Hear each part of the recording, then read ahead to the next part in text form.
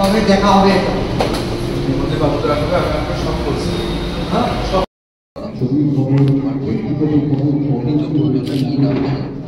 আজকে যে প্রোগ্রামে আপনি আসলে আমি খুব বলে গেছি, কিন্তু দারুণ আপন যে আজকে এসছে এ নিয়ে কিছু একটু গুরুত্বপূর্ণ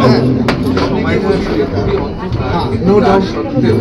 তার সত্ত্বেও আমাদের সবাইকে সতর্ক থাকতে হবে, সাংস্কৃতিক আদান প্রদানের মধ্য দিয়ে আমাদের এগিয়ে যেতে হবে। এবং আমার কোথাও মনে হয়েছে অন্ধকার যতই আলোর সন্ধান আমাদেরই পাবে।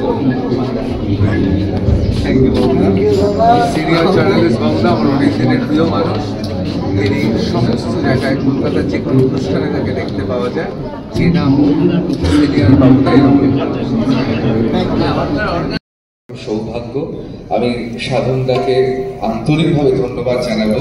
সতীনাথদার উপস্থিতি, সাধনদার উপস্থিতি আমাদের অত্যন্ত, আমাকে ব্যক্তিগতভাবে হৃদয়ে ছুঁয়ে যাচ্ছে।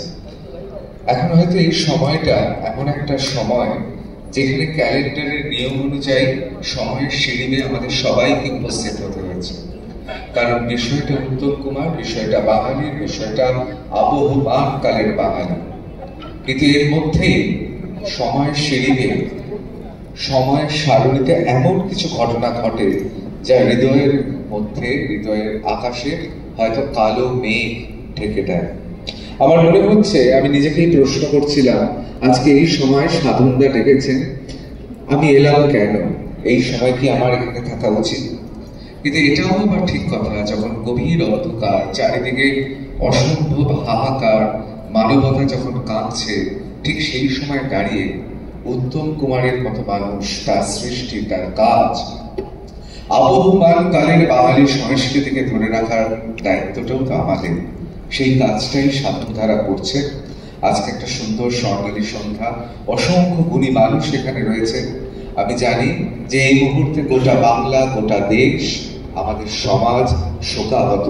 তার মধ্যেও যে আমরা নিরবিচ্ছিন্নভাবে এই সংস্কৃতির চর্চা করছি, এটা কিন্তু ফেলনা নয়, এটাও খুব বড় কাজ।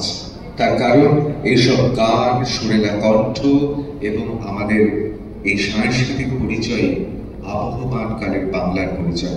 অসংখ্য ধন্যবাদ। আপনারা শুনলেন, আমি সতীনাথদা এবং সাধনদা, আমি আন্তরিকভাবে আমার অগ্রজ হিসেবে তাদের আমি প্রণাম জানাই গুরুজনদের, ছোটরাও রয়েছে।